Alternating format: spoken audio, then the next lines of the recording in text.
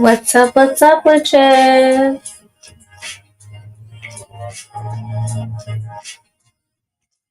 Surprise! Surprise, surprise! Oh, who's here? What's up, what's up? How we doing? Oh, there's a few of you. What's going on? Why aren't y'all asleep? What's up? Hey, Lady Leo. What on? Hold on, let me make sure everything's all on and whatnot. Okay, yeah, I think we're good. What's up, everybody? How we doing? Surprise, surprise. Surprise, surprise. What's up? What's up? How we doing this evening, this late night? We chilling? We good? Hey, Sabrina. What's up, guys? Witch is in the building, up at the witching hour. How are we? Good. I'll let a few more people get in the room before we start. But I'm hopping on not for too long because I am getting ready to go out of town. Um, I am going to Charleston to see my family. I think the title of this video is probably going to be a little misleading because I'm packing for a trip, but not the LA trip that I referenced in the title. So I am coming to LA, but not right now. Right now, I'm getting ready to go to Charleston. And on my Instagram, when I posted about my travel altar and my niece asking me if she could have it one day, people really liked that post. And I got a couple of questions about like what is in my travel altar. So I have old videos of me packing up my travel altar in case you guys want to go back to that. But I figured I would show you a little bit of that today since I've got it all freshly packed up. So I'm going to show you guys what I usually put into my travel altar for like a light, easy breezy little trip, short trip, not staying for a long time. Don't have any elaborate rituals planned. Don't plan to go to the graveyard, anything like that. So these are just like the very basics of the things that I carry with myself to make sure that I can set up a altar in the room I'm staying in, hotel room, wherever, whatever it is. And I did want to tell you guys, in case you haven't seen my post, that this witch is coming to LA. Okay. So if you are a West Coast witch, tap in. If you're not on the West Coast, share this anyway. Repost my Instagrams, whatever. Spread the word. Let all the witches know that the Bronx witch is going to be on the West Coast. Okay. This is an honor and a delight because I don't know when I'll be doing this again. I am going to a super dope, amazing, phenomenal conference that I literally basically manifested happening, which is incredible. But I have been really working on my manifestation skills. I would call it a skill. Some people are really good at it. And really focusing on living according to the reality that I'm creating. And even though I have been doing this switching thing for a long time, it's still something that I have to like check in with myself about and almost like remind myself about. Um, about how important it is to not fall into those habits of like living according to the reality that you have. Because it's like, it's hard to not live according to your current situation, and it really is an exercise. It's an exercise that you have to actively engage in every time you're manifesting something new. It's not like this sort of it's not a natural state of being for humans, I don't think. It is far more natural for us to be very present in the moment and very like focused on our own survival. And I think a key that I am unlocking in my manifestation abilities is how important it is to really override your body and your brain's programming to survive, and realize that, like, if you are here right now, 100% of the things that you thought were going to be like kill you did not. And I wanted to go to this conference so badly. As soon as I saw the organizer post it, I was like, I have to be there. I have to be in the room. This is my millionaire year. This is the year that I am in the room with millionaires. I am speaking with other entrepreneurs that have done well for themselves. I am putting not just my own energy, but other people's energy into HQ to make it the hub for all things magical, and to make sure that it survives and thrives and multiplies, and that witches everywhere have a safe space to go to. And I just have to keep my eye on that focus. And I know that, every time somebody hears about HQ, they just fall in love with it. I've never had anybody hear me talk about HQ and be like, that doesn't really sound like a great idea. When I'm like, a metaphysical bookstore, work share space, it's a place for the spiritual and the magical to go and feel safe and be weird and ask questions and learn and grow.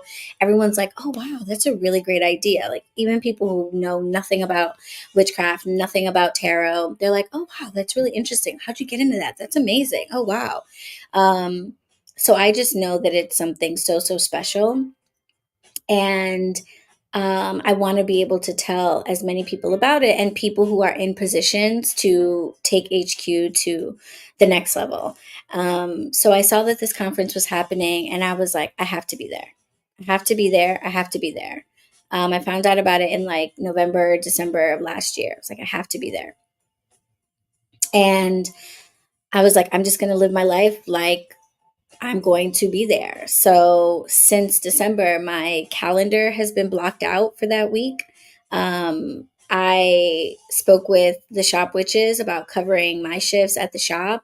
I started looking up hotel rooms. I started looking up flights. I started saving rooms, saving flights. I started like reaching out to people on the West Coast who, like, maybe I could stay with, because maybe the hotel wasn't going to be an option. I was just entertaining absolutely everything. And I put it on my big ass calendar, which I don't know if you guys watched my video about planning my witchy new year.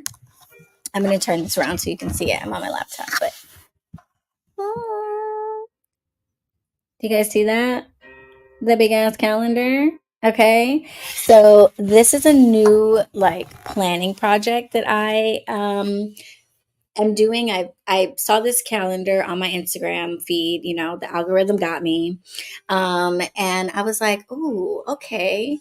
I've never done quite this before." I definitely have a planner that I keep all year, and I have goals on my planner, but that's not the point of this calendar. This calendar is not supposed to be like your everyday planner where you put your goals and your to-do list and stuff like that.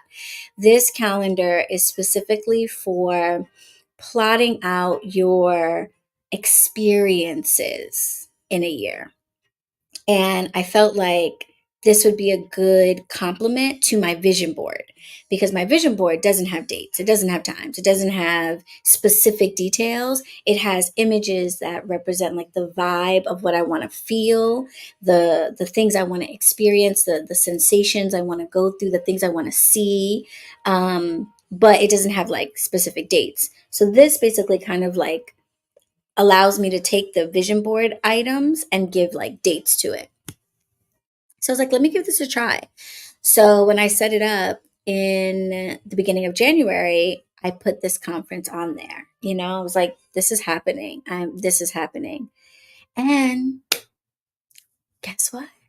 It is happening. Here I am, like last week. I'm like, okay, I'm going to Charleston. And basically, right after Charleston, I need to get some flights booked. I need to get hotels booked. Like, I'm going to make this happen. But realistically, like, I'll have like 30 days after my Charleston trip to make it happen. So I've got to start doing, the practical side of it, the practical part of it. And like 2 days ago, I was talking to my to be ex husband and just expressing to him everything that I'm going through right now and all the hard work I'm putting into things. And I started telling him about the conference. And he was like, yes, absolutely. You need to be in this room. I was like, I need to be in this room and I'm going to be in this room. I just don't know how. And he was like, well, I believe that you being in this room is going to teach you so much and do so much for you. And I just want to support you through that. And he was like, I will give you the money for your hotel and the ticket. All you have to do is get a flight and get there, and I'll pay for the rest. And I was just like amazed. I went from, I don't know how this is going to happen, but it's going to happen, to trip booked and paid for. So I got my ticket. I'm in the room, you guys. I'm in the room.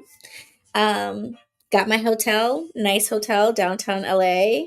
Okay. Not like the Ritz or anything like that, but like not a motel, somewhere nice. And yeah, I just have to book my flight. So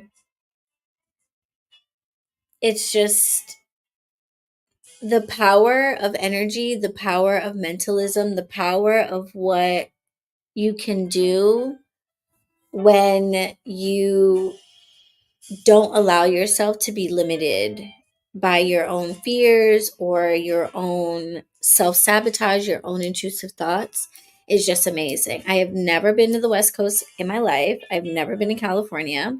Furthest I've been is Colorado. Um, I have never traveled by myself, not with my husband or like going to family. I am going to be in the room not only with multiple millionaires, but with a couple of billionaires as well. And thousands of other entrepreneurs. So this, sometimes I feel really lonely because I don't have a lot of people around me that are doing what I'm doing. I'm like the only one of my friends and like immediate family that is starting, has their own business. And so to be exposed to literally thousands of other entrepreneurs who I could walk away with relationships with, people who understand what I'm going through, is huge. It's super, super huge. Hey, hey, hey. Hey, sweetheart. Welcome. How you doing? I'm just being emotional at my manifestation of this trip to LA that I just refused to even consider wasn't going to happen. And here I am right at like the deadline of when I needed to like make plans to get out there, and the money for it has literally just like materialized. So excited.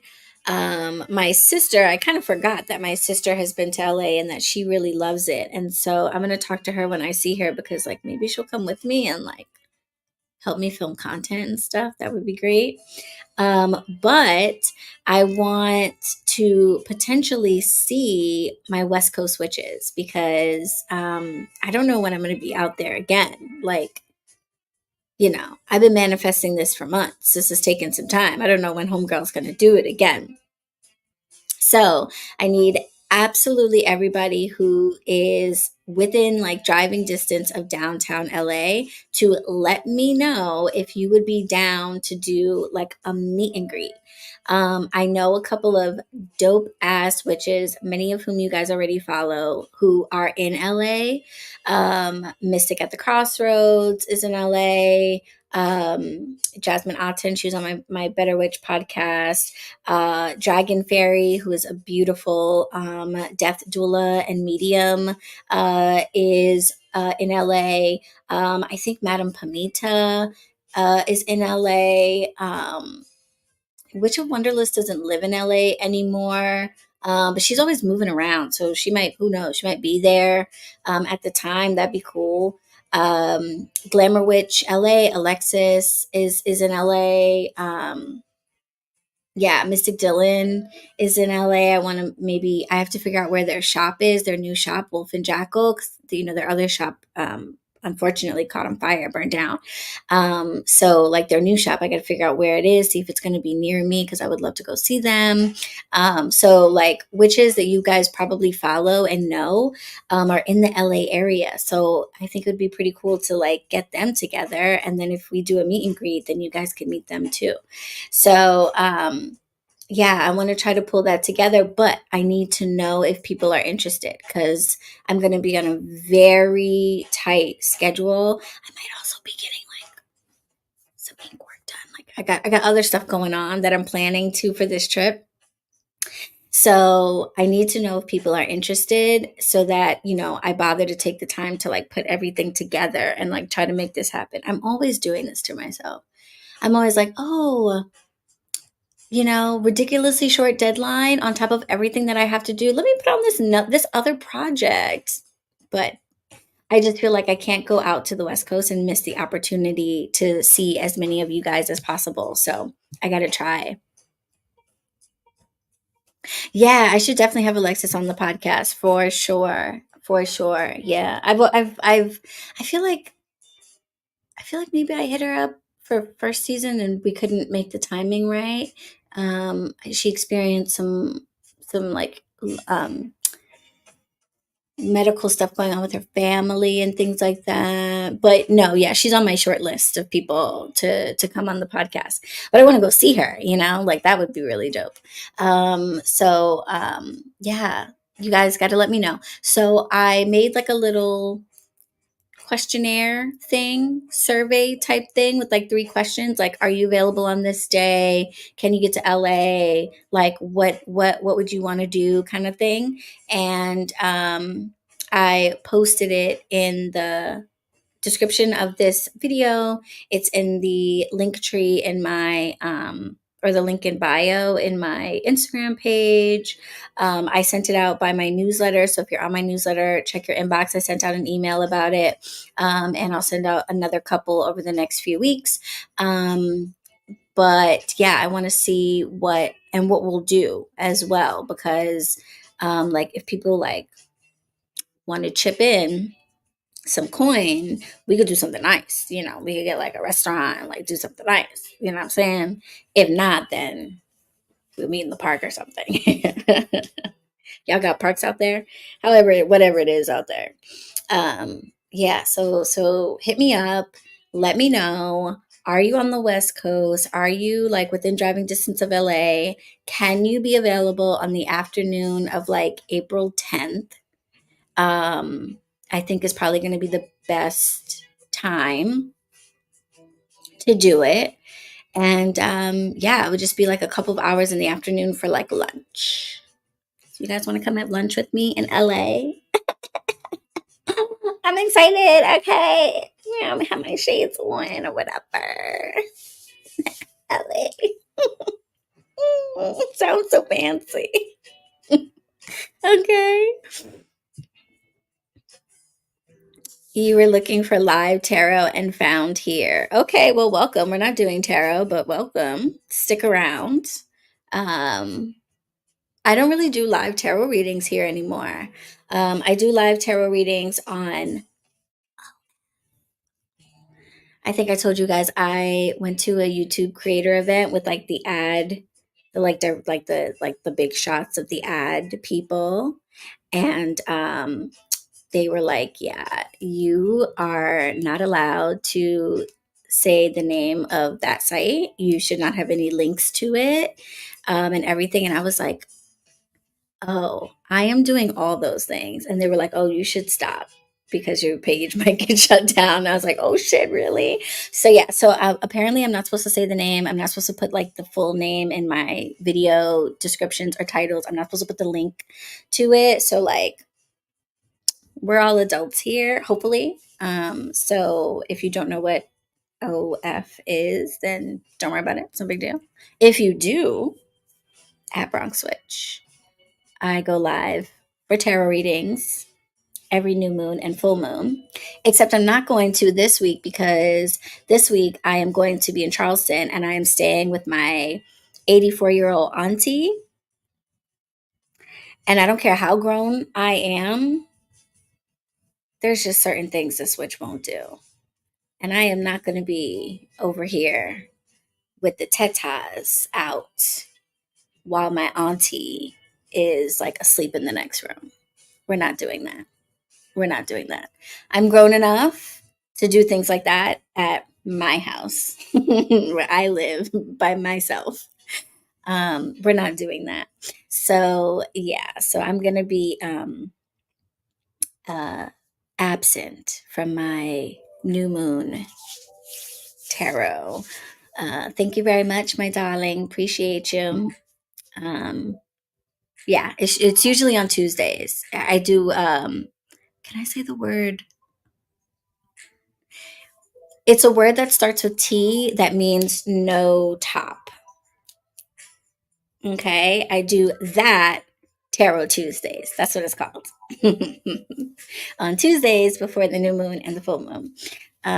So yeah, so look for me over there. But I used to do new moon and full moon readings here live. That's actually like kind of how we got started, this page. Like if you're an OG, drop an emoji if you have been here since then.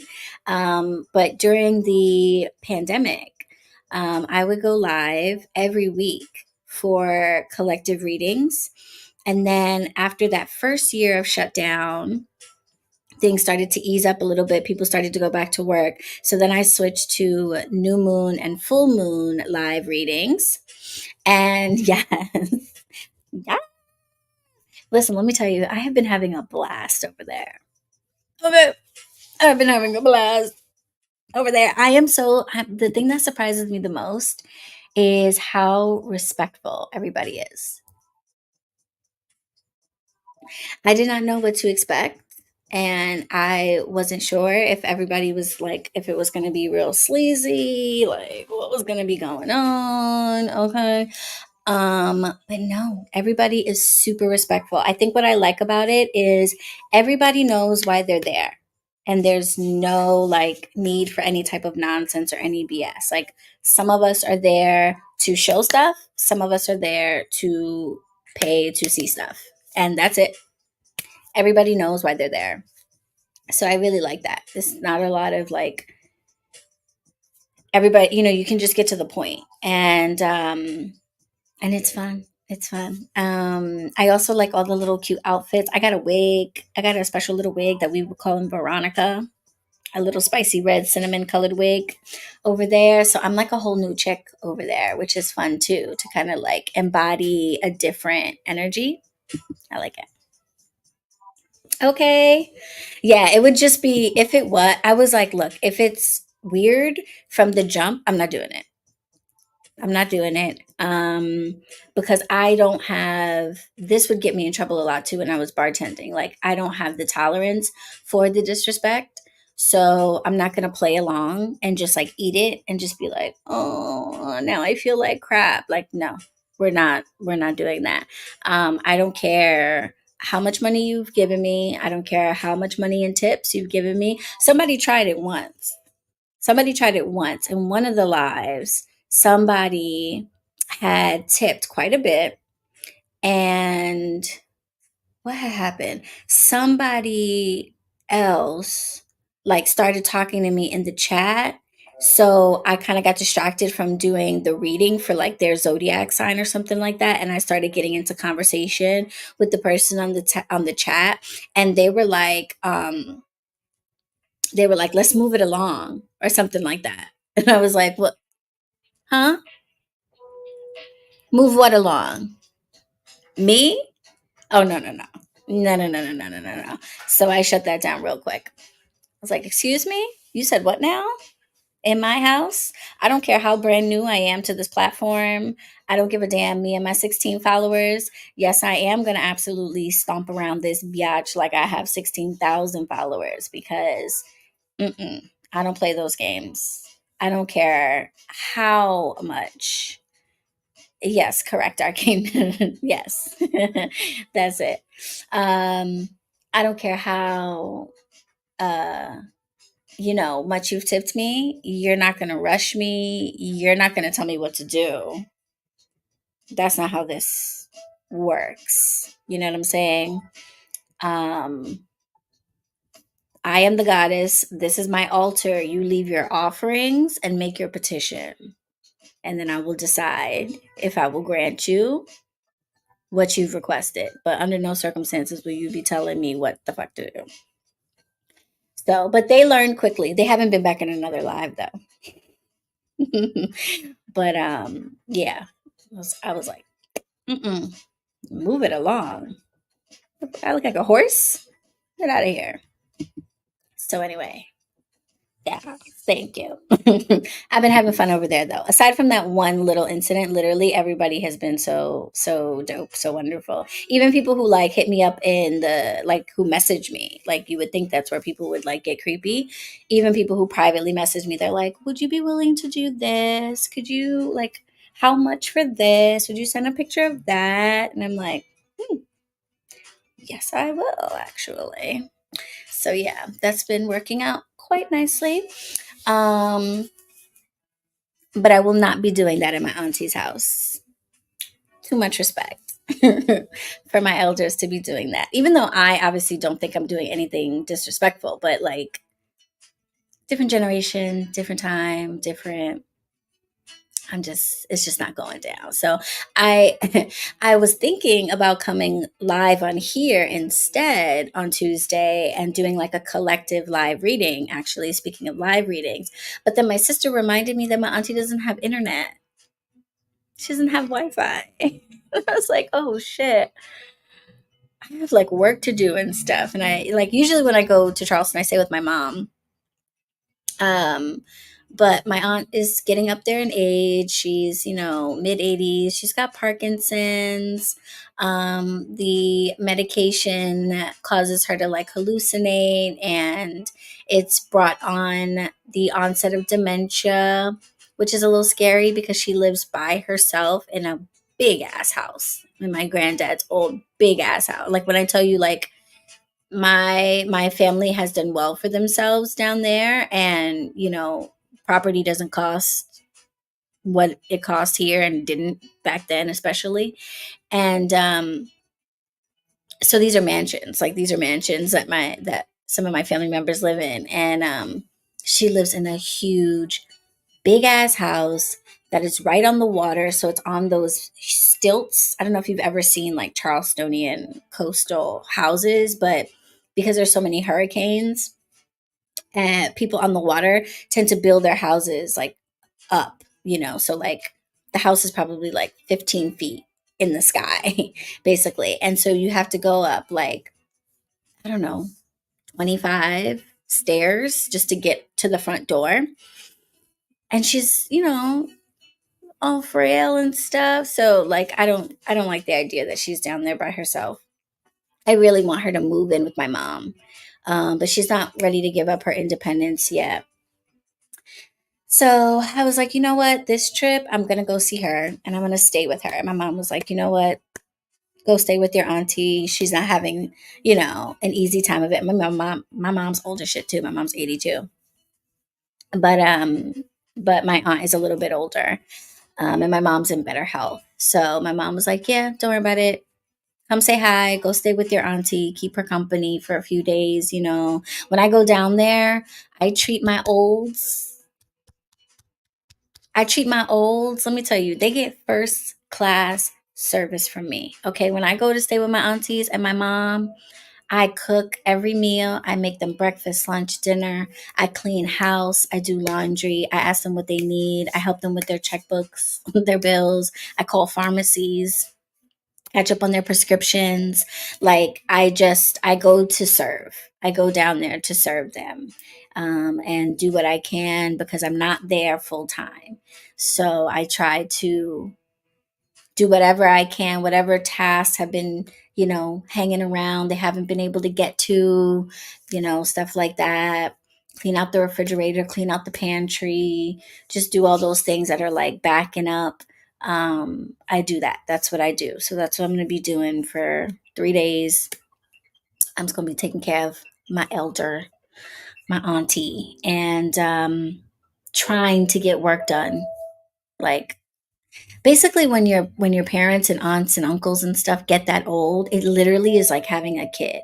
So you know how, I don't know this from experience. I don't have children, but what I have learned babysitting and like watching people is when you have a small child, you wait for them to take naps, and then that's when you try to get shit done. You might take a nap too, but like if you are not tired, you try to get stuff done while they nap. So that's basically what I'll be doing. I'll be waiting for her to doze off on the couch, and then I'll hop on the computer and try to work. But my sister was like, there's no Wi Fi down there, right? And I was like, oh shit, what? So pray for my hotspot. I hope my cell phone has the power. Yeah, thank you. Thank you very much. Yeah, yeah, yeah. I know. Um, Honestly, though, it's so funny. Like, because over there on that platform, people get what they want. I feel like you have less of that issue. Obviously, I'm very new over there. I only have a few followers, and it doesn't work the way like other social media works where everybody can find you. People have to know your name and search for you, and they have to type in your exact specific name. There's no such thing like Instagram where there's just like a feed or an explore page that will show you stuff. There's no such thing as that. You create your account, and then you go and you find the person that you want to watch, that you're a fan of, right? That's why it's called that. So you go find that person, specifically. So everybody who has found me are people that like watch me on YouTube and stuff like that, and are pretty chill and already like kind of know what I'm all about, and know that like I don't do a lot of the stuff that other people do. Like, I'm really not out here making like content like that. I do tarot readings, and I will do them without this, basically. That's about the limit of like what I do. Um, Take some pictures and stuff like that. So everybody's been cool about that. And then honestly, I have had the most like creepo experiences on these apps. Like having to block people and stuff like that. That happens on YouTube. That happens on Instagram. I have yet to see it happen over there. I've been over there for like 4 months now, and it's just not necessary. So, but of course, always being careful. You know what I'm saying? Very well, very divinely protected over here. If it was going to be a dangerous situation, Spirit would not have led me to do it. But this is something that is not just, it's not just like a spur of the moment, not well thought out thing that I decided to do. It's a part of a deeper exploration and shadow work that I'm doing for myself, uncovering a part of myself and allowing that part of myself to get what it needs in order to thrive, so that it doesn't interfere with my life, but it benefits me. So it's very much a spiritual thing for me, not necessarily for the people who watch me, but for me, it's a spiritual thing. And then after being in my marriage for so long, unfortunately, my self image and my sensuality and sexuality were very much compromised by what I experienced in that. So a big part of it is also getting that back. I'm wearing like lingeries and outfits and things that have been sitting in my closet, sitting in my drawers for years. not ever getting put on because I just didn't have like that safe space for those things to be worn and things to be explored. So I'm rediscovering that part of myself because before I got married, I was the biggest flirt ever. I still am. I just like, you turn certain parts. Well, not everybody does. I turned certain parts of myself off in order to be in my relationship and make sure that my husband was comfortable and like accommodate his discomforts and things like that. I was young, learning, navigating marriage for the first time, learning how to maintain yourself and your sense of self while at the same time sharing life with somebody else. Um, and I definitely lost a lot of myself.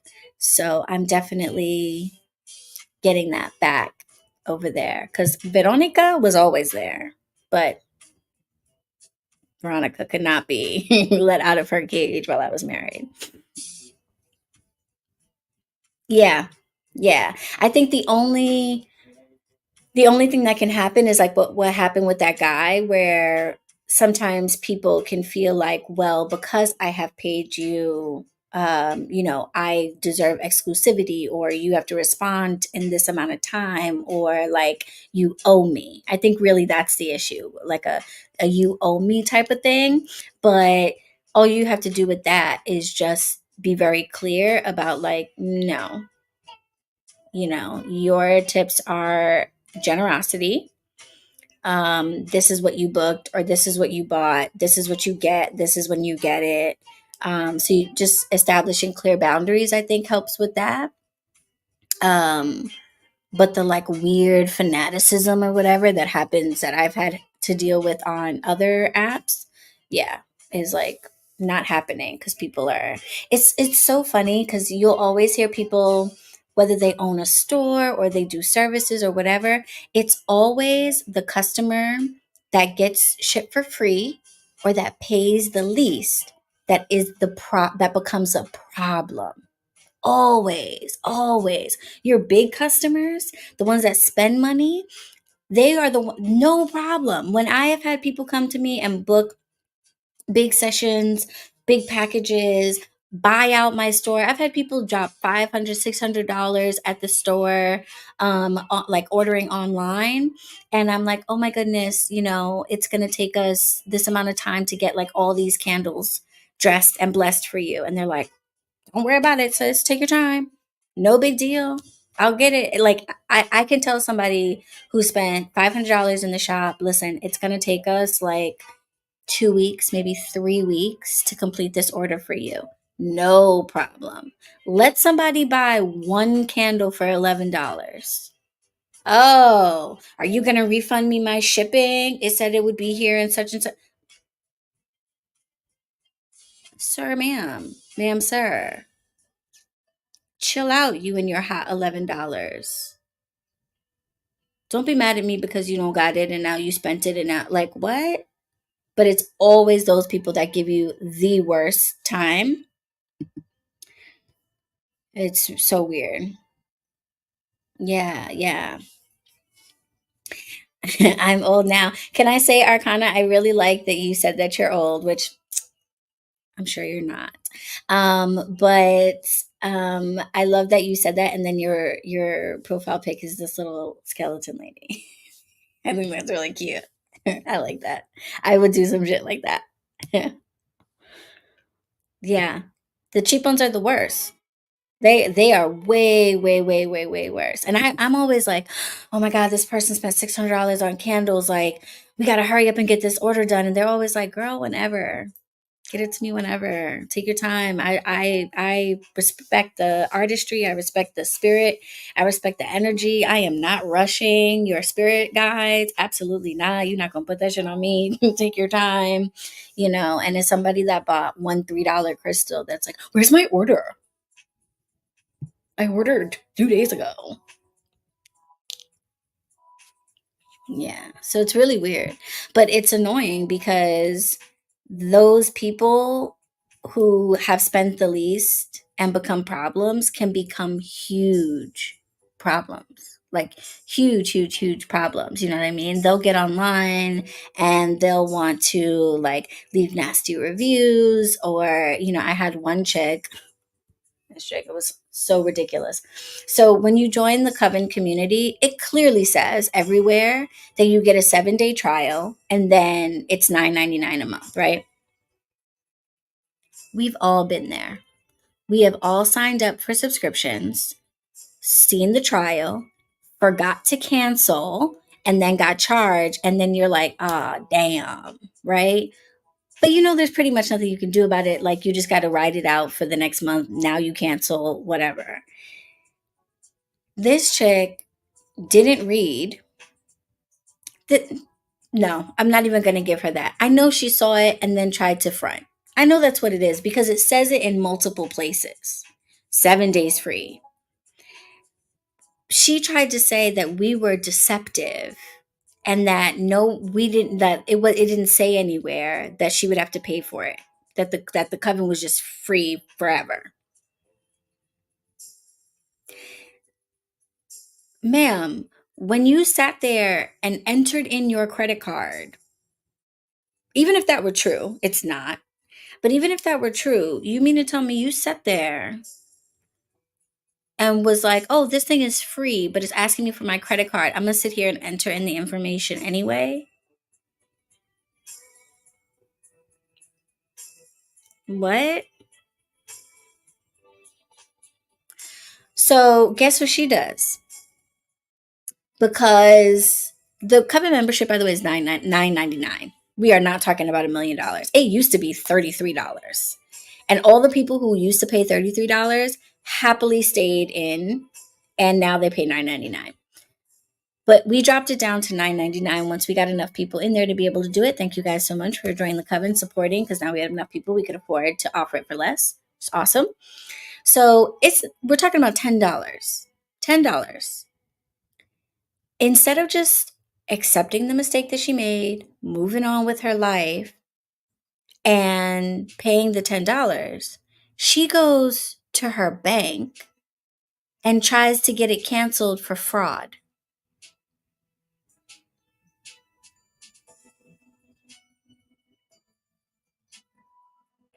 Now, luckily for us, because she sat there and manually entered her own card number in herself, they were like, yeah, this is not fraud. But because her dumbass went and put a stop on the payment through her bank, when she contacted us directly, I couldn't refund her. Right. So I have access to everybody's accounts. And if let's say you were like, hey, listen, I missed the cutoff. I'm so sorry, but I really can't afford this $9.99. Can I get a refund? It's okay if you kick me out of the coven like immediately. I know I won't get the rest of my money. No, I can do that. And I will happily do that because I'm a human being and I've been there before. So if you're like, hey, listen, sorry, I will just go in and I can literally click refund. I couldn't refund her because the dumb put a stop on the payment. So we never got paid. So there was nothing for me to refund. Literally, nothing for me to refund. The bank was holding the money because they're over here investigating a fraud charge that's not real. So they're not giving her back the money because they're like, there's no fraud here. But they didn't release the money to me because she put a stop payment on it. So I was like, I'm sorry. She's getting emails every day because the system keeps trying to charge that payment and it won't go through because there's a hold on it. So she's getting these emails from our platform, Thinkific, that's like, tried to charge your card and it failed, tried to charge your card. And she's like, stop trying to charge me, stop trying to charge me. And I was like, bitch, nobody's trying to fucking charge you. That's the system stuck in limbo because your dumbass went and put a stop payment on $9.99 instead of just emailing us like a human being and admitting that you fucked up, you missed the cutoff date, and can I please get my money back because I don't really want to move forward with this. But instead, like a dumbass, you went to your bank, put a stop payment on it, and claimed that you were a victim of fraud for $9.99. right? So I'm explaining that to her by email. And I'm like, listen, love, I would love to refund you. You are annoying the shit out of me at this point. You keep sending me all capital letter emails to stop doing something that we are not doing. I would happily refund you to get you the hell out of my face, but I can't. You literally took that away from me because you put a stop payment on this payment. So I never got your $9.99. So I can't refund your $9.99. You got to talk to your bank and tell them to take that hold off so that Thinkific can charge you your $9.99 and then I can refund it. Otherwise, I don't know what to tell you. And she's like, I can't believe you keep trying to make this out to be my fault. Ma'am, this is your fault. This is your fault. I what what what is the moral of the story here? Like, what am I supposed to do for you? So anyway, so she kept going with it, and I was just like, look, there's absolutely nothing else that I can tell you. I've already explained how you made what would have been a very simple situation far more complicated. You need to speak to your bank. There's nothing else I can do. I'm actually going to be blocking you from our email inbox, so that you can't contact us by email anymore, because we're done on this end. I reached out to Thinkific and I was like, hey, listen, you guys keep trying to charge this person, and I don't want them to have a membership anyway, so can you just stop trying to charge them, um and hopefully that'll like fix it. And they were like, oh yeah, okay, we'll we'll not refund, but like cancel, terminate the process from our end or whatever. I was like, terminate the process, stop trying to charge them. I do not care to have this person's $9.99, but also please delete their credentials so they can't log in with those anymore. Let's just get rid of them. So I emailed the person one last time and I was like, look, I was able to reach out to Thinkific. They should be canceling this. You should not be getting any more requests or like notifications that you're trying to be charged. That being said, I don't know what your bank is going to do about the fact that you claimed fraud and that was a lie, but that's between you and your bank. Thinkific and I will not be in any way trying to charge you anything moving forward. And she's like, yeah, well, that's fine, but you really should not have had such a difficult time canceling. Da, da, da, da, da, da. I'm going to report you to the Better Business Bureau.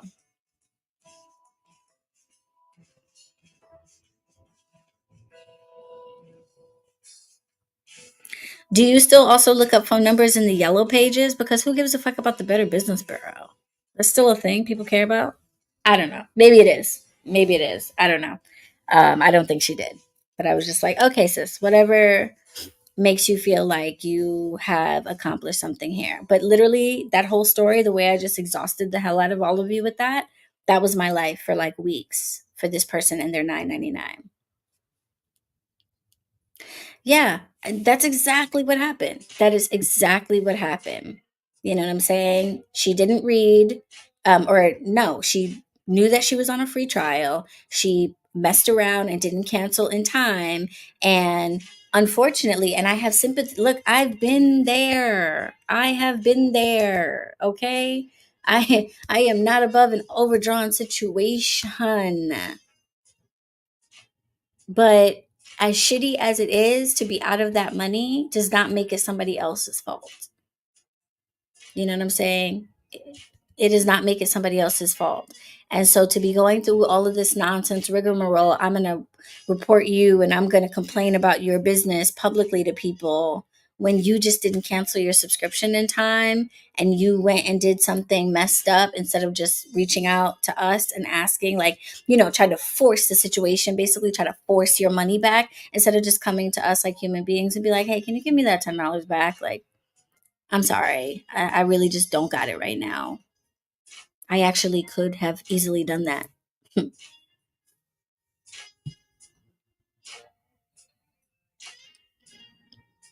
Oh my gosh. You gave a gift certificate away for a raffle. A gift certificate for a raffle. So that's like a free thing for another free thing. That is crazy. That is crazy. So they won the gift certificate. in a raffle. So they didn't have to pay for the gift certificate. Then they got the gift certificate, which is like more money to spend, and they wanted cash for it. That is wild. I whatchamacallit, something else had just like come to my mind that I was thinking about.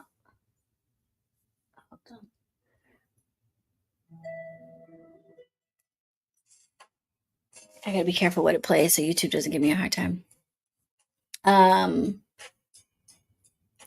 yeah, I did a giveaway once, which by the way, I have a new monthly giveaway you guys should know about. But I did a giveaway once where I at the end of my webinar, I do this sometimes. At the end of my webinars, I will give away free coaching sessions with me, which are hour-long sessions. And the parameters of the coaching session was you had to claim it for like a certain window of time. And the person never got back to me after I emailed them that they had won. And I had picked like 4 people. 3 people got back to me. They scheduled their times, no problem. This one person didn't respond to my multiple emails that, like, hey, you won. You know, you were in the webinar. I called your name. Maybe you left early. You won this coaching session with me. Didn't respond, and then didn't book their time in the time frame that they needed to. After that time frame, I was no longer doing the free sessions because I had to get started on the fall semester of the Magic Intensive. So now my attention needed to go to the students who had enrolled. I just literally did not have time to sit down with another person for an hour. She missed her window. And she came for me in the emails and was like, well, I don't see why you would say I won something if I didn't really win it. Obviously, I didn't really win it if I can't claim it. Da, da, da, da, da. And I was like, bitch, go back to the webinar where I clearly stated that to claim this, you needed to do so within this time frame. So you did win it and you failed to claim it.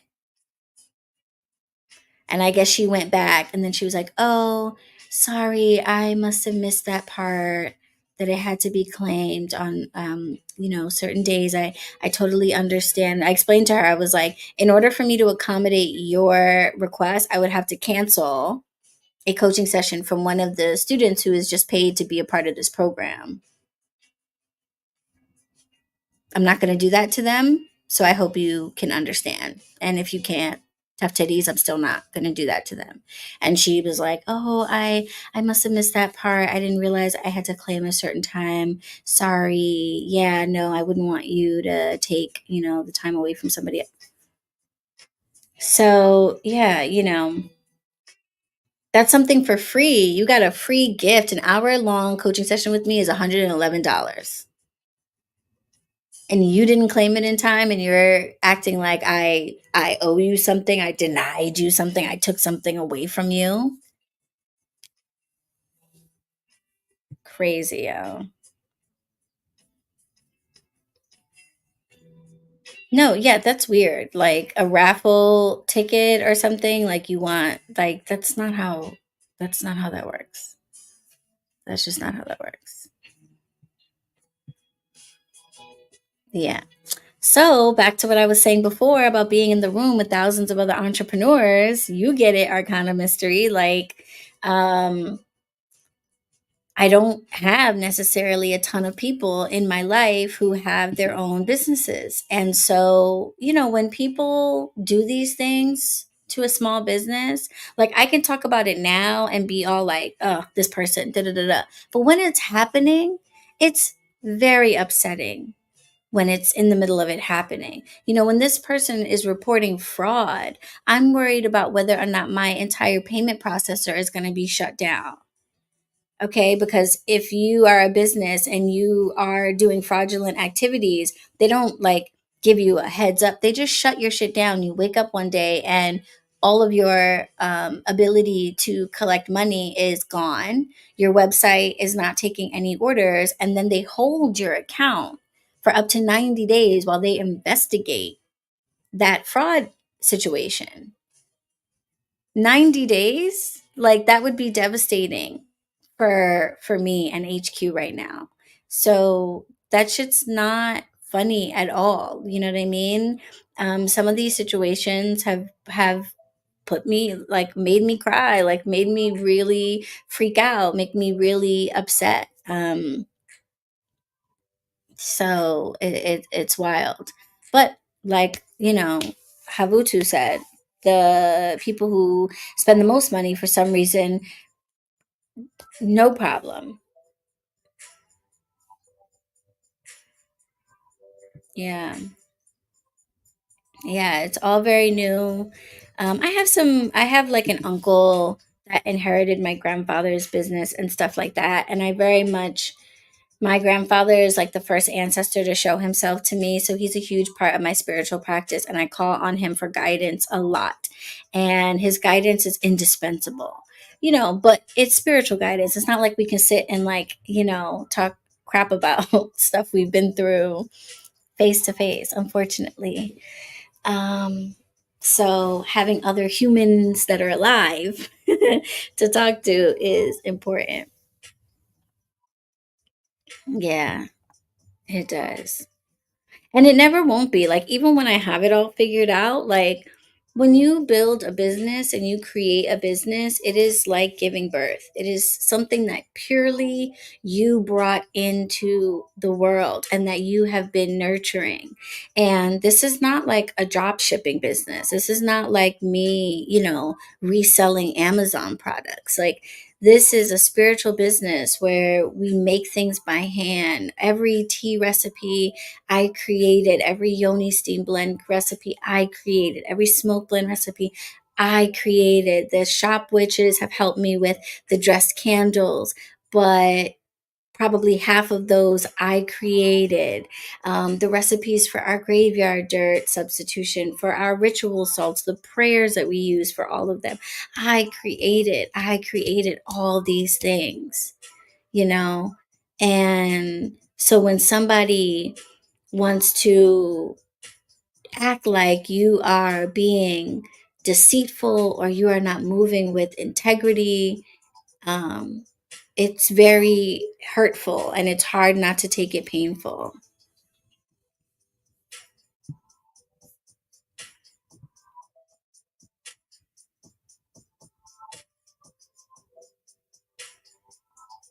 Yeah,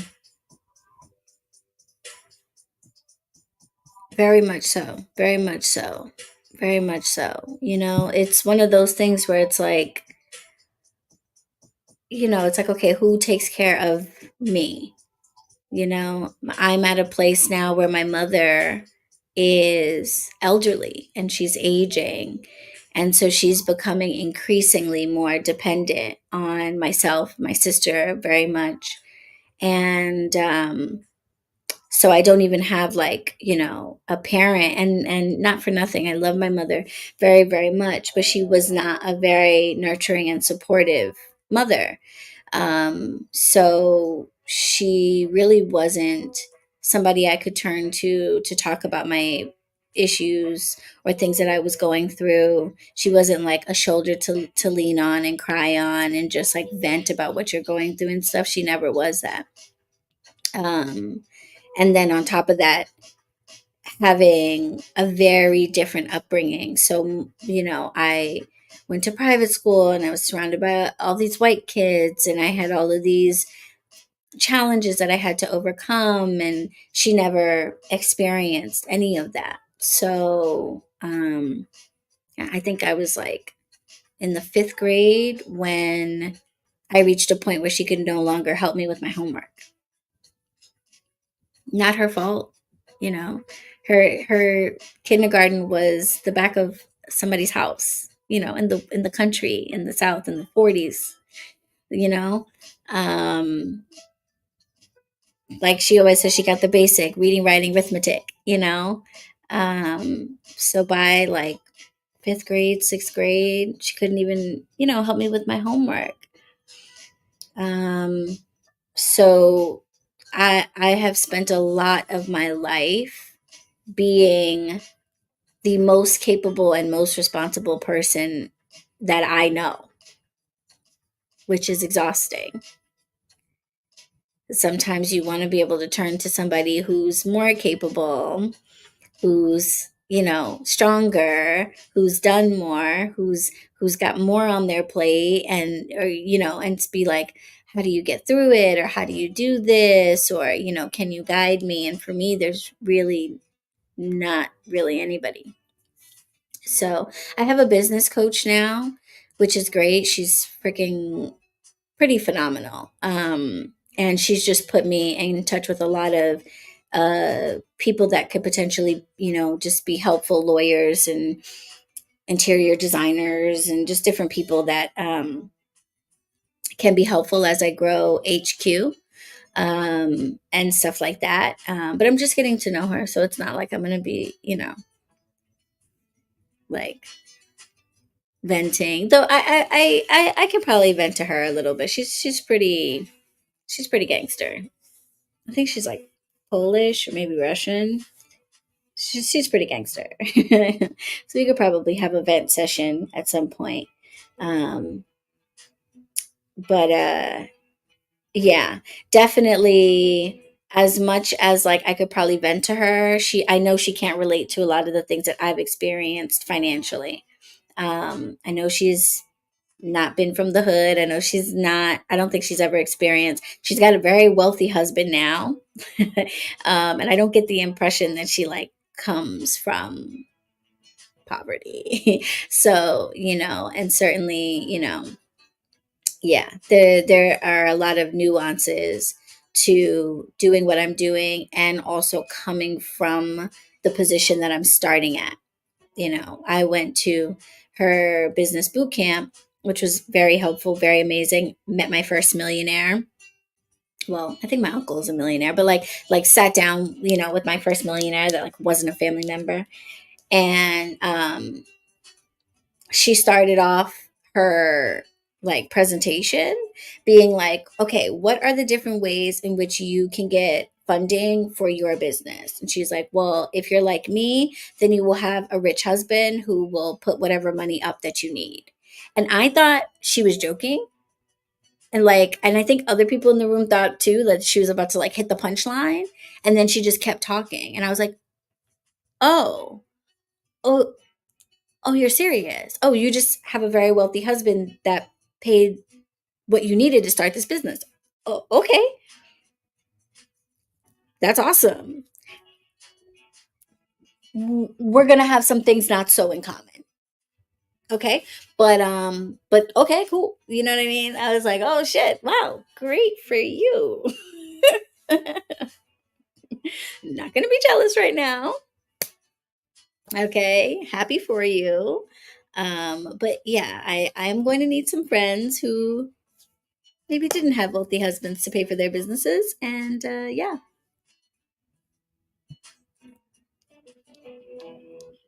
You know what? I would absolutely love that, Arcana. Thank you very much.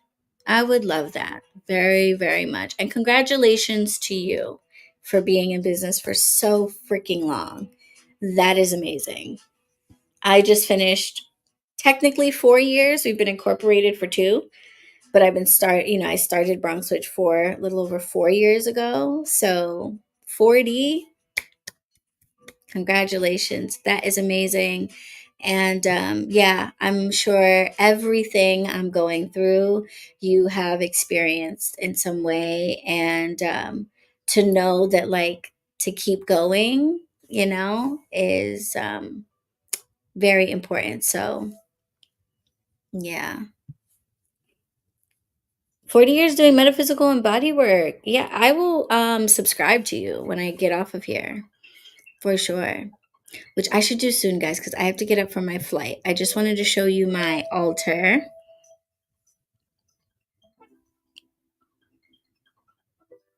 Yeah. Yeah. Sprinkle, sprinkle, right? I love how everybody knows Shara. Everybody knows Shara. Um, that's nice, right? Yeah, it's hard. My family is all like teachers and government workers and, people with 9 to 5s and good jobs with benefits, and not a lot of people doing what I'm doing. So Okay, are y'all ready? Real quick. Okay, this is the infamous box, the vaults box, okay, that I upgraded to a couple years ago, actually, on this channel. There is an old live where I upgraded my old vaults box because it was run through and raggedy. So this is the new one. Get the vibes. Okay, so this is the new one. And this is the box that my beautiful niece Hayden was like, can I have it when I'm older, when you're done with it, or like, I don't know, when I'm dead, I guess. I don't know exactly what she meant.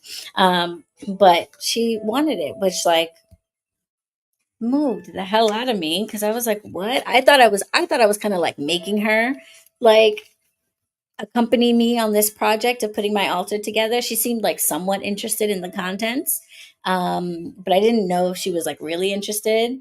I was like, come watch me put my altar together. And so for her to be like, I want that one day, I was like, what? So Vaults box, I find, is a very useful thing for a travel altar. They have these in a whole bunch of different sizes and designs. This wasn't my top choice, but it was like the closest to like what I wanted, like a nature feel. Um, and yeah, you can get like really small ones. This is like a medium sized one, I guess. But they are locking and you can set a combination to it. And I like these because when I fly, knock on wood, this could change. I don't know. But TSA doesn't bother them. I don't know if they can see through it clearly, so they don't bother or whatever. But I like that it's all locked up and stuff. So that if you check a bag and they have to go through your stuff, they can't get into it and like mess with your spiritual items. So, you know. So it opens up. It's got like a elastic up here for hanging stuff on. I usually tuck my picture in there. I always have in my altar an image, some representation of God, basically. And it will be different forms because all of the deities that exist are all just different um, iterations of different vibrations of source, creator, the all, the universe, whatever you want to call it. So I always have some depiction of that. And in my travel altar, it is usually this picture of Lord Ganesha. Because I'm traveling, I like to call in the spirit of um, just vibrations that are related to removing obstacles out of your way, clearing the roads, opening the roads. And Ganesha is known as a remover of obstacles. So that is my representation of the all. And that will go in the middle. I'm putting it under the strap of my altar. Yes, I love Ashira. Yeah, she's hilarious. She is absolutely hilarious. And yes, I think we all started watching her when she was Ashira Star Goddess, which I think she still has the page, but we see her a lot more as Shira 7, teaching women how to not be pygmishas and to not settle for these dusties. And I think that is a very important message for the world today. Judging by the state of podcasts run by men, Ashira is needed. Yes. Okay. You saw that bro who was talking about giving blue emojis to his wife who he cheated on and had a baby with somebody else on? Yeah, we need more Ashiras out here teaching the game. Anyway, altar cloth. This is a lovely, lovely altar cloth. It is so pretty, made by Hidden Crystal Tarot. Shout out to Hidden Crystal Tarot. It's like velvety. It's like soft. I got a little something on it last time. You're gonna burn your altar cloths, okay, guys? So just it happens. The fact, like when I grabbed a white one, I was like, I knew I'm playing with danger here, but it was pretty, so I just wanted to have it that clean white energy. So this is from Hidden Crystal Tarot. We have these in the shop, in different colors. We have black, and she's got a whole bunch of different designs, some with astrological designs on them, signs of the zodiac, nature signs, different things like that. But what I love is they're nice and thick, and they're so soft. Sometimes when you buy altar cloths, especially online, they're like really cheap and thin, and not these. These are really nice and thick, and she does the printing herself. So very nice. Actually, I had it folded inside out to try to keep it clean. Let's do that again. All right, so we have an altar cloth and then a depiction of God. That's going to start the altar off. Then I'm Wiccan, so I always have a representation of all four of the elements: earth, air, fire, and water. The water I will get at the house. I usually grab like a crystal glass, like a really nice fancy glass. Our parents always have like that like area where like all the nice stuff is you're not supposed to touch.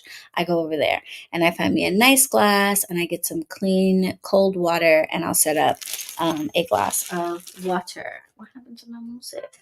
Okay. I'll set up a glass of water. Then for my earth, I usually just bring a crystal or two. I like to keep this selenite like wand pencil thing because it's very multi-purpose. It serves the purpose of representing earth because it's a crystal, but it's also a cleansing agent. So I like to have it on the altar to kind of like be continuously cleansing the space. And it's also a nice wand. So if I needed to direct energy or carve into a candle or do stuff with it, I can do that too.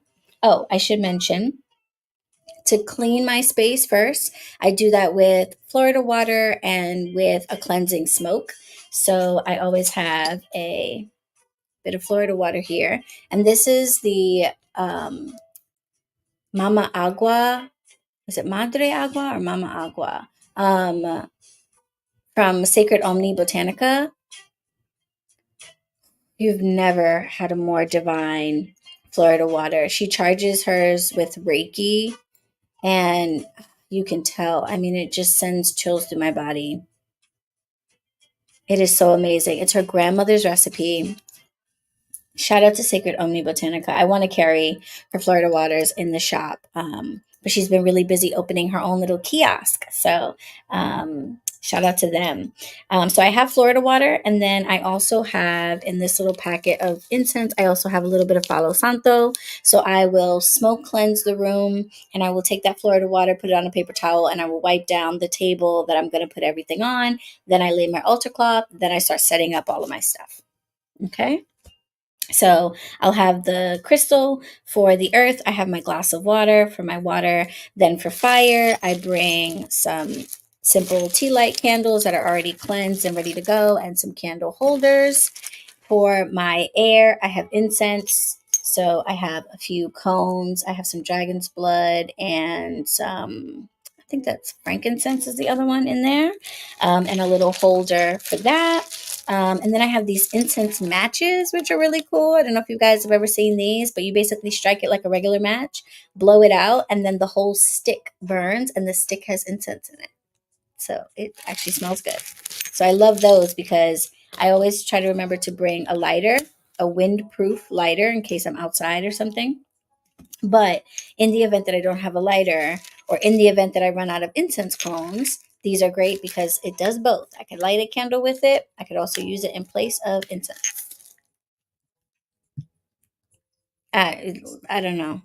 I do not know what it is about what's going on right now with these podcasts. It's like, if you don't like women, just say that. Just say that. Just, you have another option. Just do that. It's 2024 now.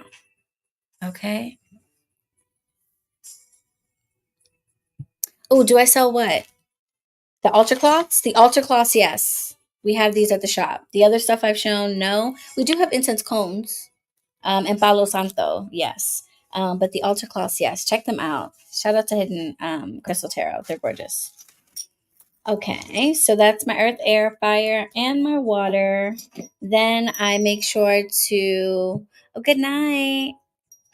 Thank you. Yeah, I'm going to sub to yours too. Thank you for being here and all your advice and wisdom. I appreciate it. Okay, a bell. Not all traditions use bells, not all witches use bells, but I use them a lot. So I have a bell on every single altar I ever set up.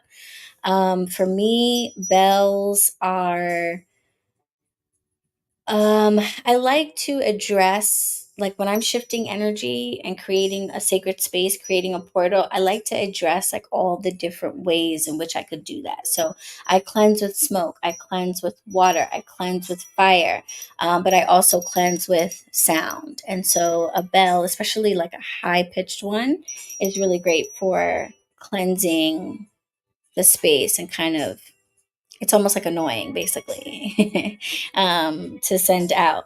Every bell is a little bit different, so I do have bells that have like a bit of a deeper tone, and those I won't use for cleansing. Those I will use usually to kind of like almost like an offering or as a gift of sound.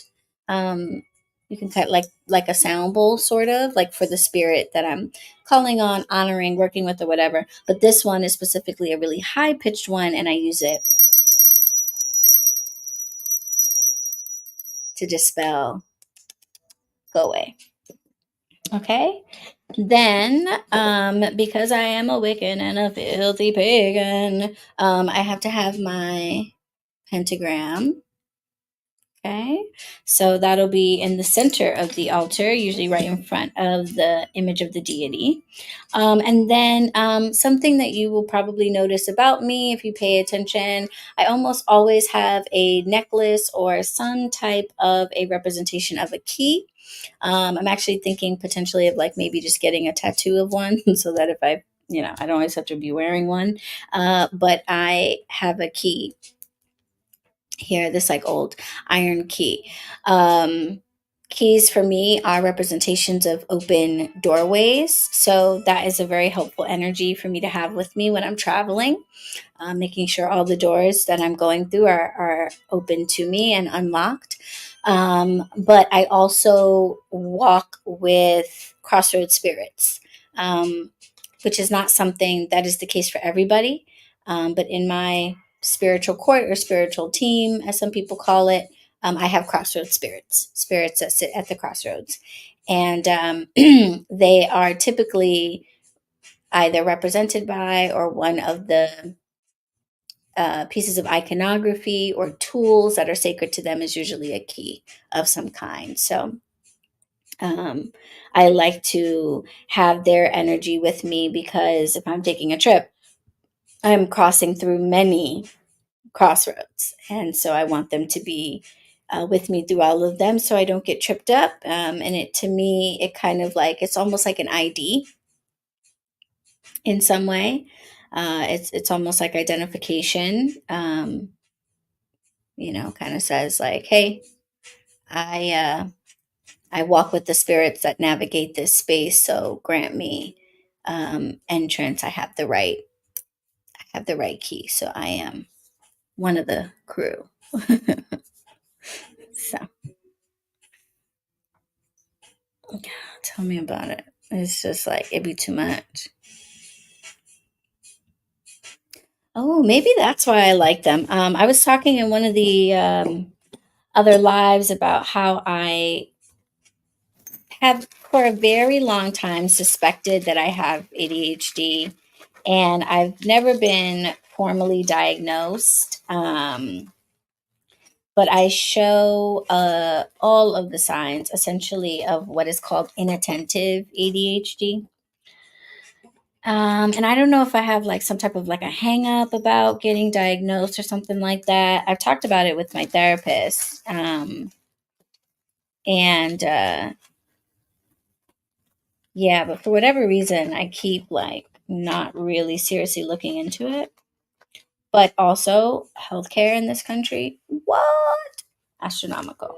Oh, and then the last thing, I always forget about this little pouch. I think it's so cool. They put Velcro on the back so you can stick it anywhere inside of the inside, which is smart.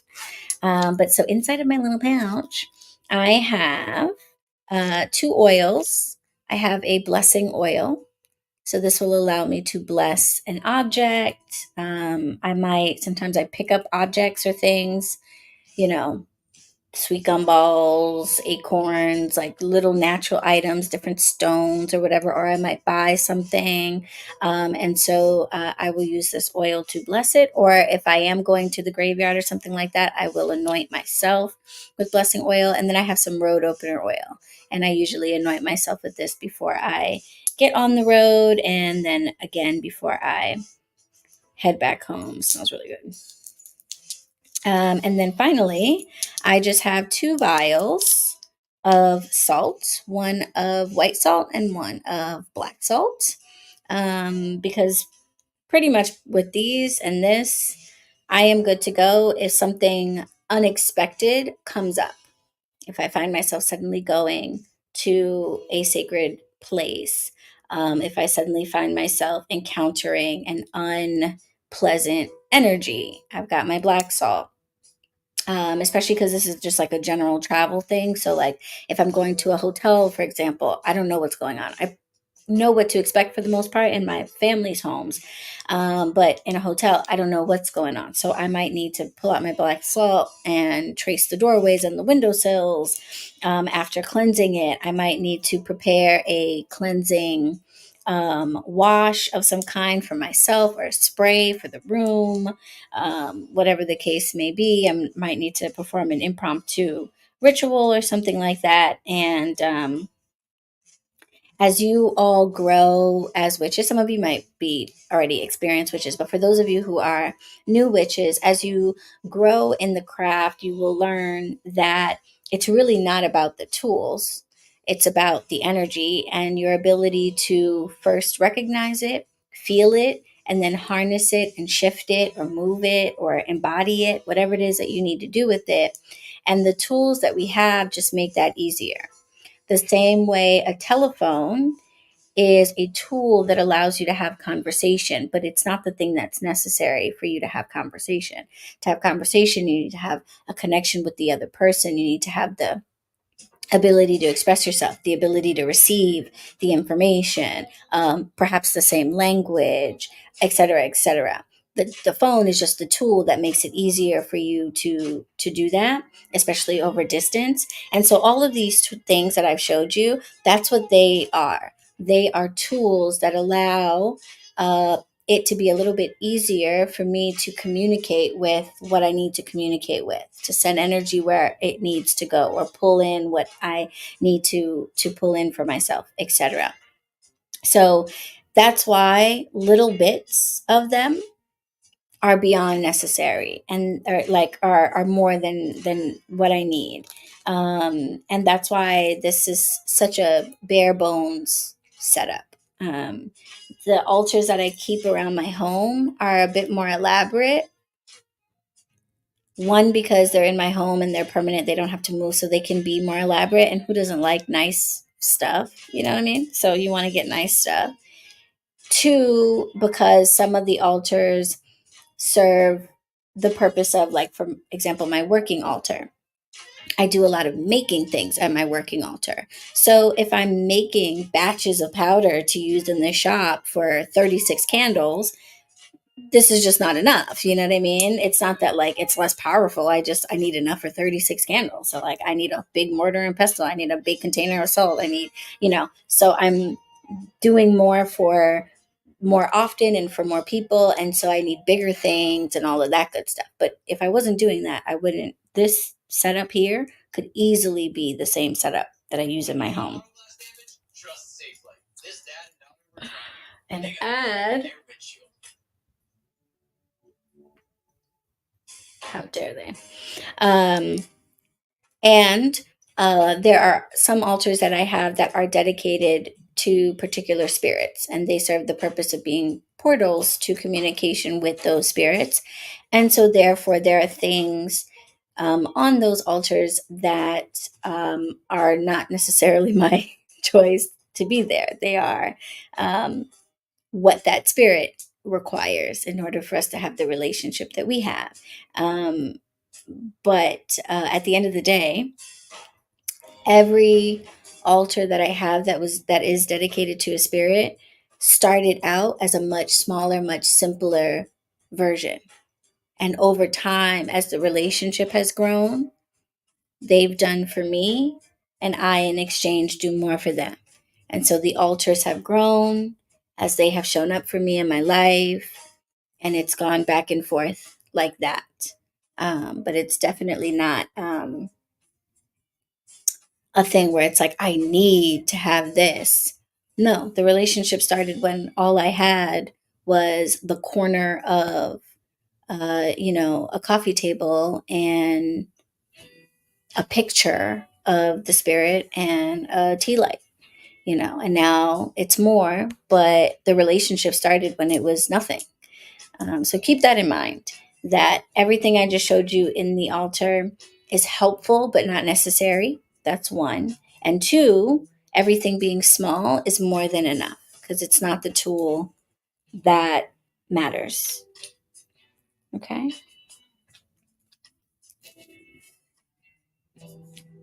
All right.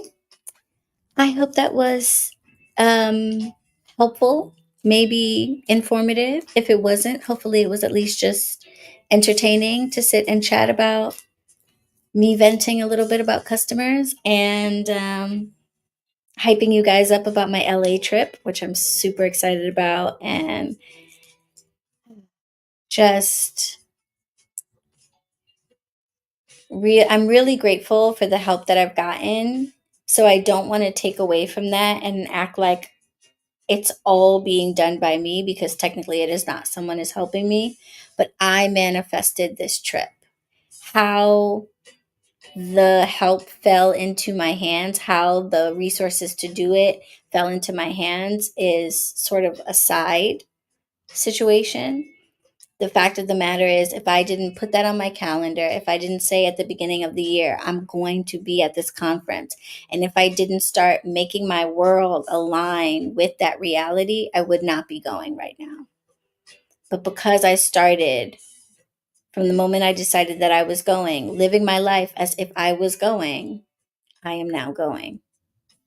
And that's encouraging to me, because even after 25 years of being a witch, it's still, and probably always will, shock me what I am actually capable of through the sheer power of mentalism and applying the laws of the universe, the laws of nature, recognizing first and foremost that I am energy before I am body or mind, and that by shifting my energy, my body and mind will follow. It still and probably always will be like, you know, it will never not be awesome. So even though I expect it, honestly, at this point, but it's always going to be like, I was talking to somebody who I hopefully will be seeing um, when I'm going to LA. Shout out to Dark Moon Lilith Tattoo. Um, but she's newer on her journey. It started in the pandemic, and she was like, I love this witch shit. Like, I love being a witch. Like, stepping into my power has absolutely changed my life. And I'm like, yeah, girl, you don't got to tell me twice. Like, I know it. I was talking about this with Reverend Valerie Love on the second episode that she was on for the BetterWitch podcast. Like, when you see these people on YouTube that are like, I was a witch and then I saw the evil and the light and now I'm back to Jesus, please know that those people were never witches. Do not let them scare you. They were never witches. They were people interested in witchcraft. They were people wearing a costume. Okay. But putting on a Santa Claus costume does not make you Santa Claus. Putting on a Big Bird costume does not make you Big Bird. Putting on a police uniform does not make you a police officer. Though they act like that's pretty much the only requirement. Because fuck 12. But there is a huge difference between acting a part and living something. And it's okay to start out acting the part. That's okay. That's okay. It's okay to buy the crystals and light the candles and feel like, what is this? Am I just playing pretend right now? Like, what am I supposed to be feeling? What am I supposed to be seeing? It's not happening for me yet. That's totally okay to start there. And some people start there and they never get beyond that. And then they have one experience or something happens that challenges them and they go running back to what makes them more comfortable and less afraid. When it happens in the witchy world, people have a big to do about it. Like, oh my God, she saw the light. But think about how many times in your life you tried something, struggled with it, had too many hard times, and then gave up. It doesn't mean that the thing that you were doing is now somehow the devil. You just weren't able to stick it out long enough for it to really become a part of you. And that's all right. That is a sign, I think, that it probably just was never for you and you were forcing something.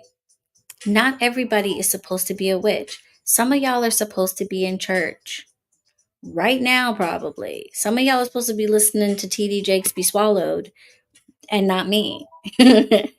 For real. For real. So we all have different walks. And just because something's interesting to you or pretty or exciting or looks cool doesn't mean that it's really why you came here and in alignment with what you came here to do. So some of you are going to be drawn to this for the colors, for the lights, for the pizzazz, for the ideas that you have of what it means to be a witch. And then you're going to hit a point where you're going to be disappointed and you're going to go running back to something else. And that's okay. And all I ask is when you run back to that something else, please don't turn around and talk shit about witches and witchcraft. Please don't turn around and say that it's evil and all of this nonsense because you had some bad experiences in your life. Witchcraft is saving people's lives and putting people like me in positions that they never thought that they could ever be in without it. And it just might not be the cup of tea for you. That doesn't make it a bad thing. And that's something that, people who get online talking about, I was a witch for 24 hours and now I'm saved again because the devil. That's what those people don't understand. And it's very frustrating to watch them not realize that it's not the witchcraft that was the problem, it's them. They were pursuing something that wasn't right for them or that they weren't willing to take seriously and really embody in their lives. They were wearing a costume. And I don't know about you, but by the end of Halloween, you don't come to work on November 1st wearing the costume you had on Halloween night. That shit is uncomfortable. The makeup is half sagging off your face now. Them shoes hurt. Like, you're not doing that. You're going to take that off. So anytime you're out here wearing a costume instead of truly embodying something, you are going to get uncomfortable eventually and you're going to want to take it off. That doesn't mean the costume was the problem. It's your decision to force yourself into it.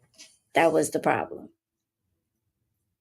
So just keep that in mind. People love to act like witches are out here trying to convert everybody into witches.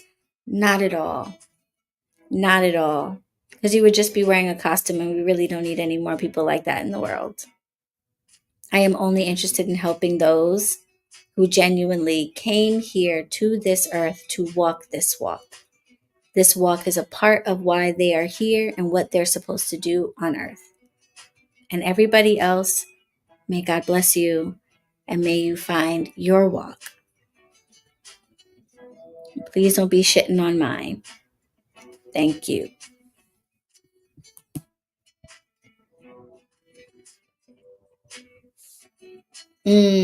Oh, wait, hold on. I skipped one. I was trying to guess. I guess. My niece did the same thing. My niece did the same thing. That is so funny. Yeah, he's busy being swallowed, and some of y'all need to be over there. My niece did the same thing. Get this. Okay, quick story, and then I gotta go. Pandemic happens, right? I live in New York City, hot spot of the pandemic, right? My husband and I are standing in grocery lines for 2 hours to get inside to shop. We're disinfecting our shopping carts, our shoes. We're disinfecting our groceries. We're literally wiping down our groceries with Lysol wipes because we don't know what's happening. I'm doing more witchcraft than I ever have in my life. I'm giving us sage baths every time we come in the house. I'm making eucalyptus steam baths every time we come in the house. Um, my husband's family happens to live around the country. One of his brothers worked at the time for like Sherwin Williams, sent us an industrial bag of N95 masks. His other brother lives down in North Carolina, works for a company that had like a whole stash of little like gift sanitizer things. And he was like, we have a bag of like 100 things of sanitizer. I'm going to send it to you. Sends us a fuck ton of like mini sanitizers because like sanitizer was like $40 at the time, right? What does my family do? I don't hear a peep from these motherfuckers. Not a word. Nobody reaches out. Everybody is down in the South that doesn't believe in science, so their lives have not changed one bit. They're still gallivanting around doing whatever the fuck they want. I'm over here in the heart of Armageddon practically, and I don't hear a single fucking thing. How are you guys doing? Both of us lost our jobs. And not only did we both lose our jobs on March 13th, 2020, we lost our industries. I was a bartender. He was a ticket agent for sports and entertainment venues. We woke up on March 13th, 2020 to no industry. There was no job to go back to. We didn't know if there would ever be an open restaurant or a live, sporting event or concert in New York City ever again. Hey, cousin, y'all okay up there? Hey, niece, you guys have enough money? I know you're out of work. Y'all okay? Hey, I see there's lines at the grocery store. Y'all got food, right? Y'all okay? Not a fucking peep. You know what I do get in 2021? A random DM from what my niece, who's an adult with children, of a motherfucking link to a YouTube video of some dumb bitch talking about she lived with a Wiccan for 4 months and I don't know, saw the devil and now she's back to Jesus because her life fell apart.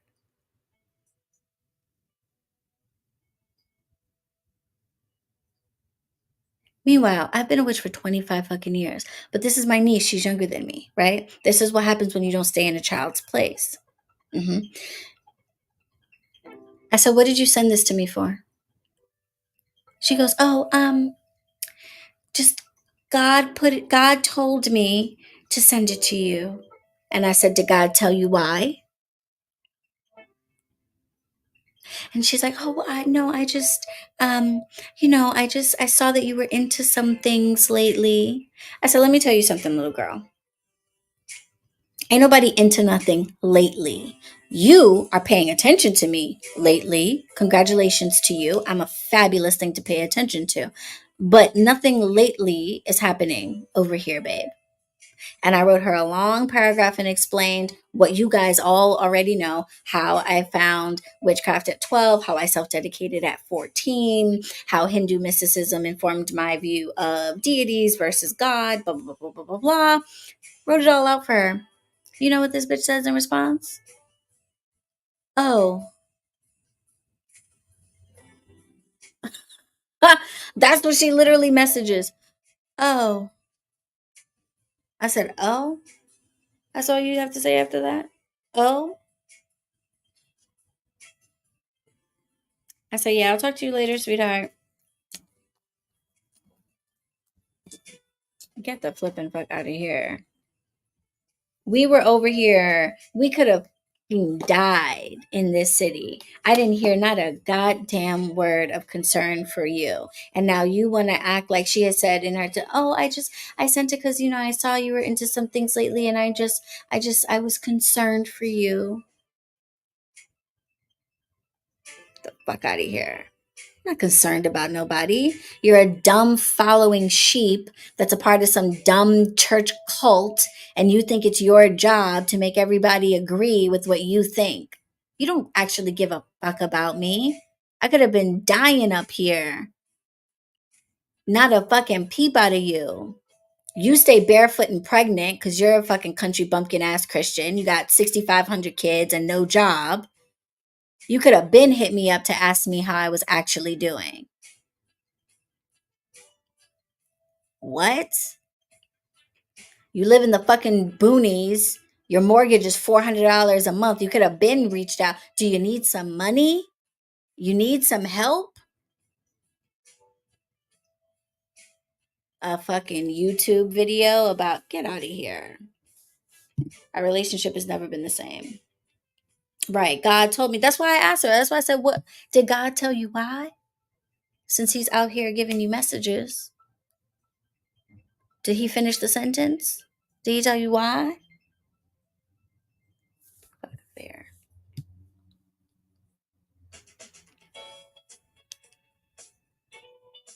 Right. And they won't. Because it's bullshit. They don't care.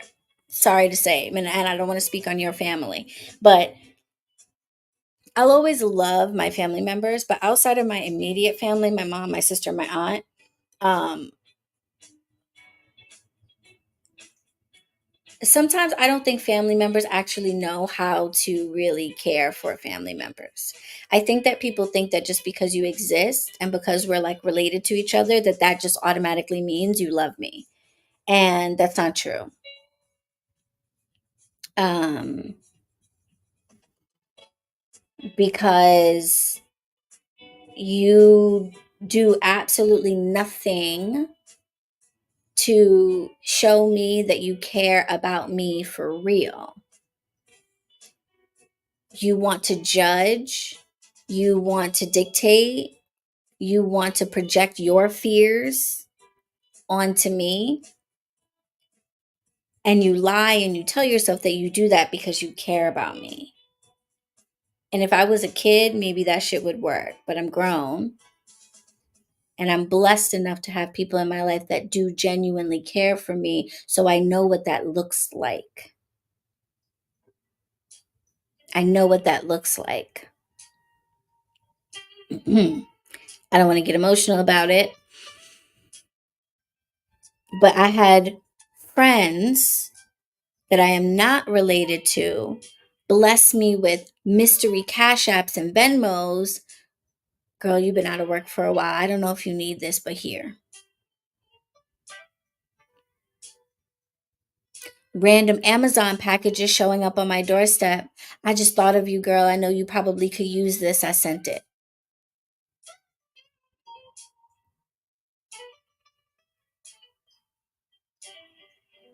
When I told my two besties that I was leaving my husband and I didn't know what was going to happen to me, housing, both of them, girl, you have a room at my house any day. Pack your shit, get out of there, and come over here. You don't have to pay me a dime.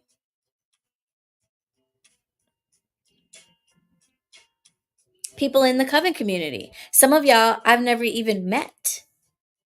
And y'all have graced me with more love and care and genuine concern than people that are supposedly my family members. You know what I'm saying? So I do not subscribe to the idea that just because you fell out of somebody's coochie that was related to the coochie that I fell out of. In theory, I'm adopted, so that's not even applied to me. But like for most people, that's all it is. That's all we have in common is like the proximity of coochies. So please do not And if you want to send me some stuff like that, if you want to condemn my lifestyle, if you want to condemn me for who I am, just do it and just say it with your whole chest and just be honest. Don't try to hide it behind some BS claim of doing it because you love me and care about me so much. Because that shit is phony. Don't do that. Do not do that. Just tell the truth and be like, I'm afraid because I am ignorant and I don't know any better, and what you do scares me.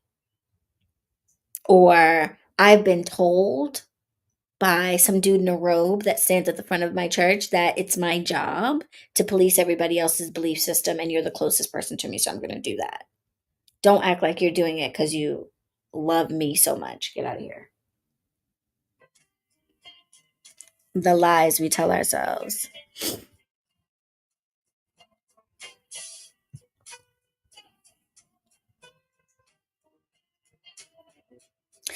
I know these be the ones that be all over the place.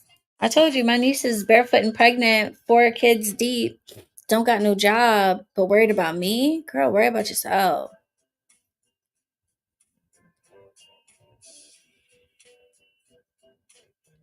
Yep. Yes. Yes. Yes. Yes. Yes. Oh my God, we live the same life right now.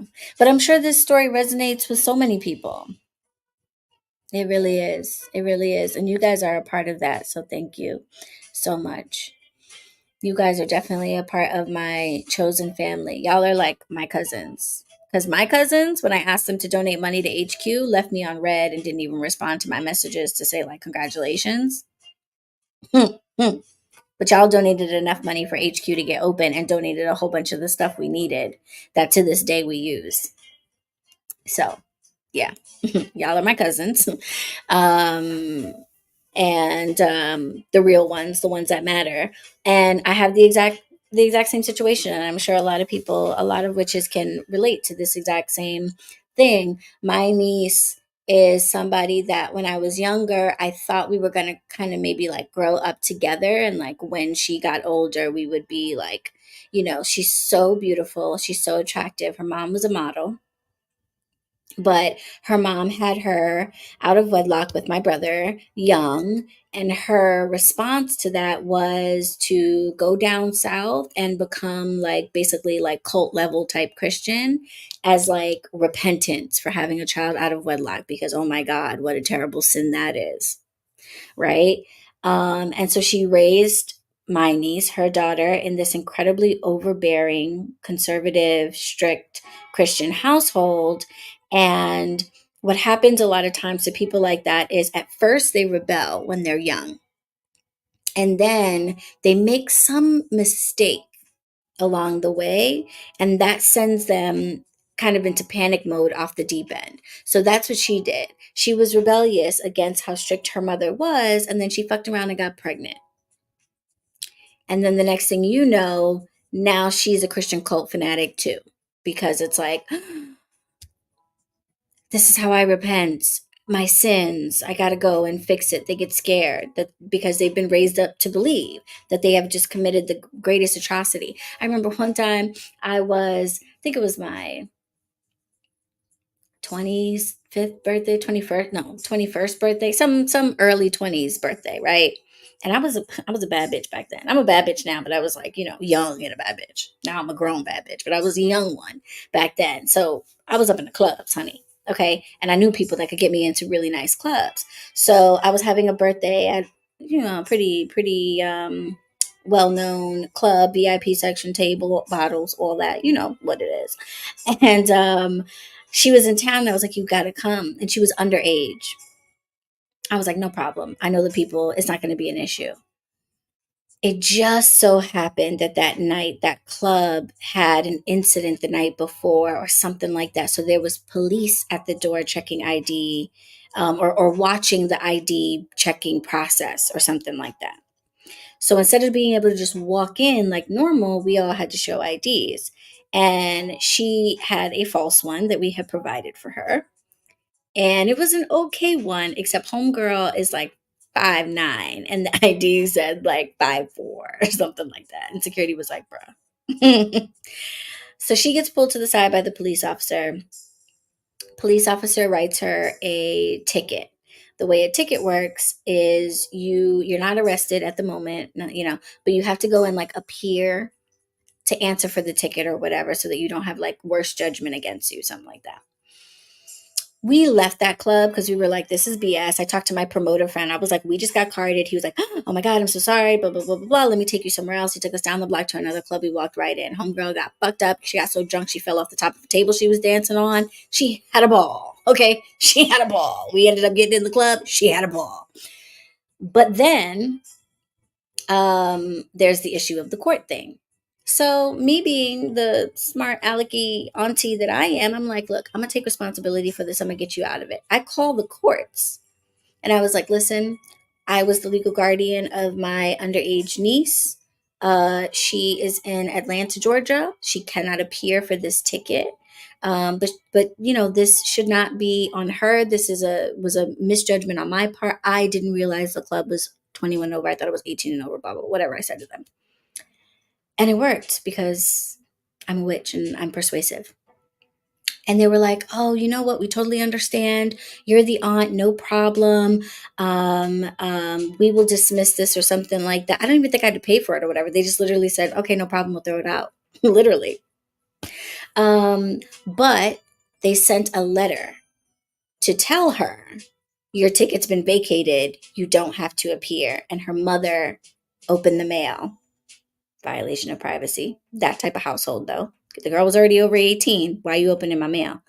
But opened the mail, got the letter. Her mother calls me about it. And I was like, listen, Trina, I'm sorry. I should have told you. As her mother, that's on me. That was not very responsible or adult of me to keep it from you. My bad. I honestly just thought it was such an insignificant incident that there was no need to cause a problem.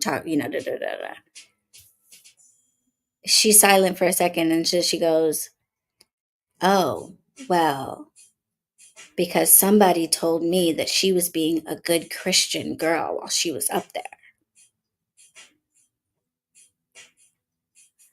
I was like, yeah, so she didn't do anything not good Christian. She went into an establishment that she was not supposed to be in,